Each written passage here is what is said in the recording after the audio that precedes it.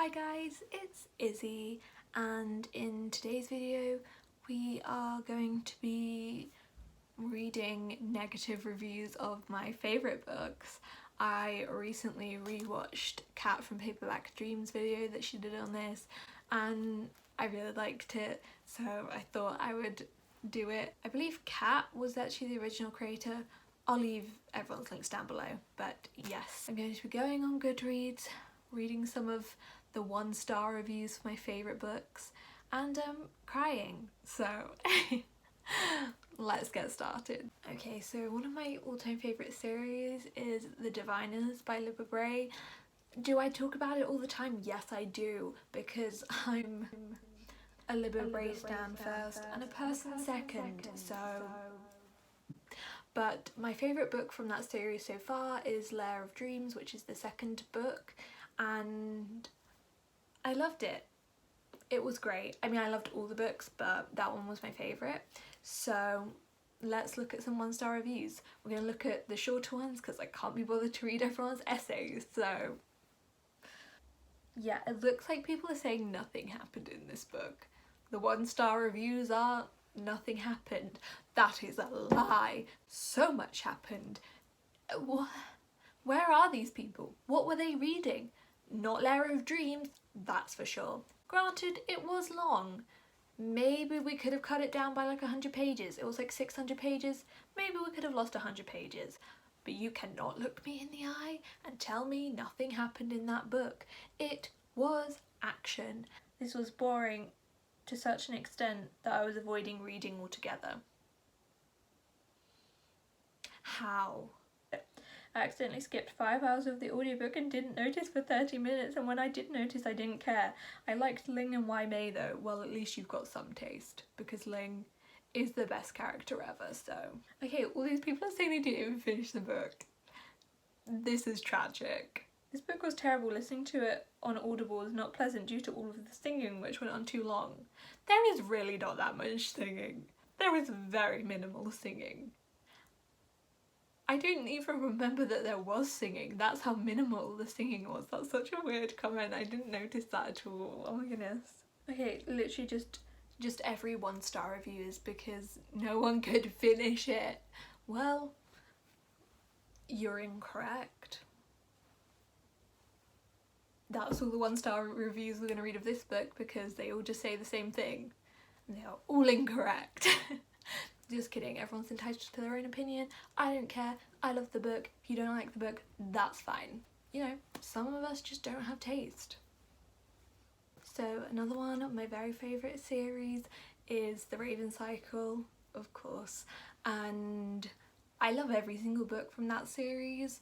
Hard to choose a favourite, but for this video we're going to say The Dream Thieves is my favourite. So let's have a look at some 1-star reviews of this book. I know this is a book that is either people's favourites or people's least favourites. It's a very divisive book, so let's have a look at why some people didn't like it. I originally gave this 3 stars because I was worried about giving this book such a low rating since so many of my friends love the series. However, when I think about this book I feel so annoyed because it was ridiculously disappointing and I really did not like this book. 2 stars for you now. And then they've gone back. I changed my mind, 1 star for you because of damn, I'm filled with hate thinking about this series. They've got a lot of feelings about this series. Are you okay? Honestly, all the people I really liked in The Raven Boys all of a sudden got ridiculously boring and lame. I apologise to everyone who really loved this book, but this is fucking shit. Were we seriously reading the same book? I don't think we were reading the same book. I mean, mostly people are just saying they couldn't get through it.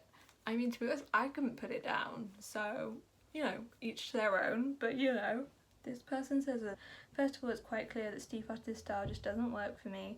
I can get that. I'm not a massive fan of flowery writing or metaphorical writing and like, you know, the writing that's like, oh, when it was like a tree that blossomed in spring, when they're just like describing someone's like hand, you know. Not that that makes any sense, but I'm just saying, the weird writing. But I actually didn't find it too distracting in this book. I thought it matched the vibe of the book, so I didn't mind it too much, but I can understand people not liking that. So I'll give them that. Second of all, it's a book centred around Ronan Lynch, the protagonist I hate the most out of all of them in the series, and that gets as grating as a Ronan-centric book could have been. Ronan is my favourite, don't you disrespect my child. I love Ronan so much. Oh my god, how can people not like him? He's just such a great character. He's so interesting, he's so complex. Kind of mean, but like, he's a great character. Fourth, the gay subtext. I had a lot of fun with it, but man, I'm tired with that shit, especially when about 90% of it, disclaimer, random figure I pulled out from memory, is not about Ronan, the character who ends up being revealed to be gay all along, which also means it's a badly engineered reveal. It's kind of hard to count the subtext that is about him as foreshadowing when it's drowned in other men finding Gansey hot. Who doesn't find Gansey hot? He's an icon. And I don't know, I think Ronan hadn't even allowed himself to think about being gay, so like the reveal I felt like kind of came out of nowhere because he hadn't like allowed himself to even think of it as an option or like, you know, discover it in his brain, and like it was a secret he'd like pushed down so far that like he just didn't even know it was there. So I mean, I can kind of see where you're coming from, but that's personally what I took from that. Blue Sergeant, she's a fucking delight. Yes, she is.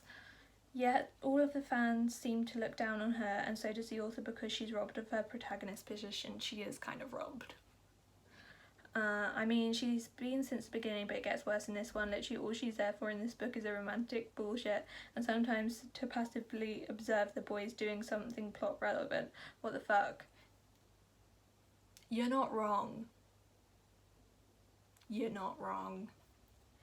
Seventh, the Latin. It keeps annoying me forever how much Steve Hutter insists on using it, and yet she sucks at it. Ugh.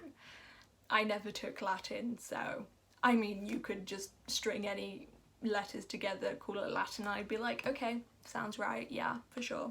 So another one of my favourite series is of course the Six of Crows duology. Crooked Kingdom is one of my all-time favourite books, just period. It's the second book and literally was my favourite book of last year basically, and it's just so good. It was one of my favourite books of all time. I read it so quickly even though it was so long because I literally just couldn't put it down. Didn't know what was going to happen next. It was iconic.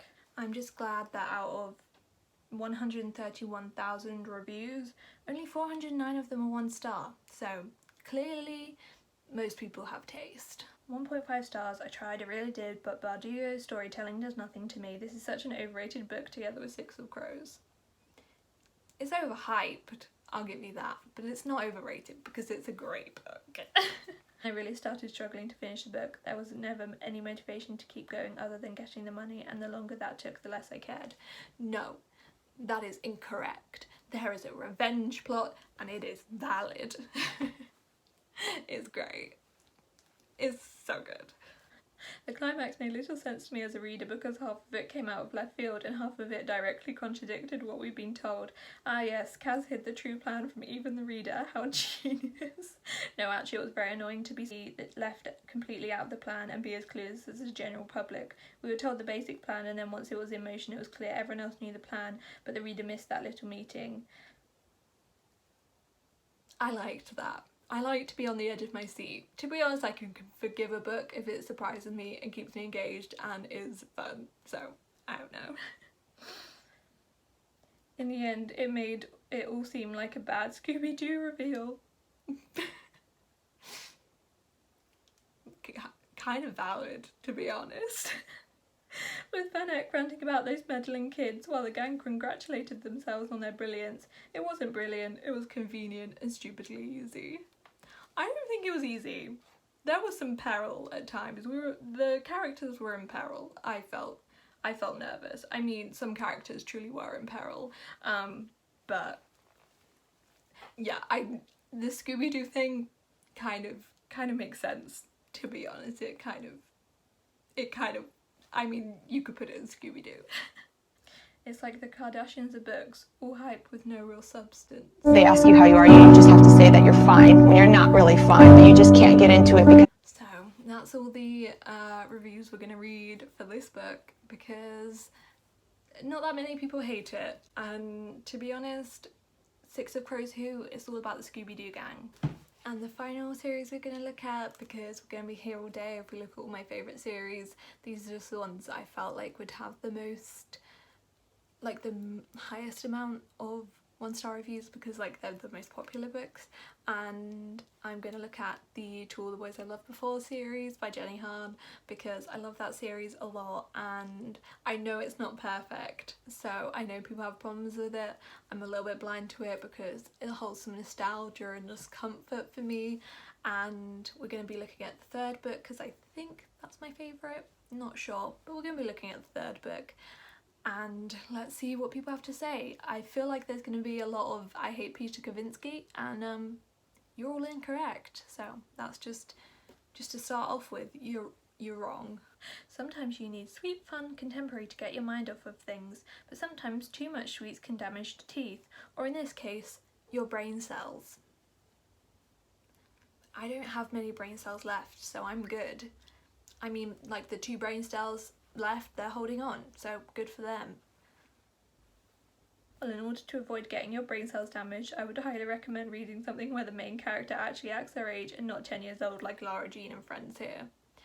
I do guess, like, just on a more serious note, not serious, but just like, I do see people like being all like Lara Jean's like a child, or like they're so immature, and it's like, first of all, she is only like 16 in the first book, or 15 or 16, and the thing is, she's just quite a naive person, and I understand that a lot of people aren't like that, but there are a lot of teenage girls who are like kind of naive and nervous and scared and like just haven't seen much of the world. And I think like people forget that there are different sorts of teenagers and different sorts of people, and just because it wasn't your experience doesn't mean it wasn't someone else's. I was a very naive 16-year-old and I really related with Lara Jean, so I feel like, yeah, she is kind of naive and like younger acting, but I mean sometimes people just are like that and I think that's fine. And if you're not a big fan of that, just don't read it, but like, don't, you know, people like that do exist, so I mean, you know. realises I accidentally skipped the entire second book and it doesn't make a difference at all. Again, you're not wrong. You're not wrong. My most frequent comment to Scott as I read this book, I still haven't figured out the plot. Valid.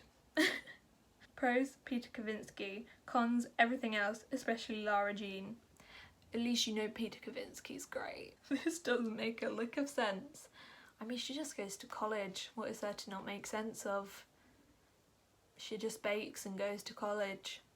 There we go, I've summarised. If you want to know the plot of Always and Forever Lara Jean, is Lara bakes and goes to college, so you're welcome. I think that is all we have time for today. I wanted to try and make this video a little bit shorter than my regular one, so you don't have to sit through me talking for 2 billion hours. But I hope you enjoyed this video. I actually had a lot of fun filming it, and yeah, I might do another one of these because I have so many favourite books, and I also might do one where I read good reviews of my least favourite books. Let me know whether you would want more of this or one where I read good reviews of my least favourite books. Let me know down in the comments below. So that is all for today. Yes, I am in the same jumper because I'm pre-filming because I'm having surgery again on Friday, so love that for me. But yes, thank you so much for watching. I hope you enjoyed this video. Let me know if you are also traumatised by these uneducated people. Obviously, just a quick disclaimer, everyone's entitled to their own opinion, blah blah blah. I don't think bad of any of these people. It's fine if you don't like a book. I don't like books loads of other people like, so it's fine. No hard feelings. I just thought it was a fun video idea, so yeah. But I would love for you to subscribe, and my Twitter and Goodreads are down below in the description box, as they always are, so if you want to follow me over there, that would be lovely. And I hope you all have a wonderful rest of the day. Thank you so much for watching, and I will see you next time. Bye!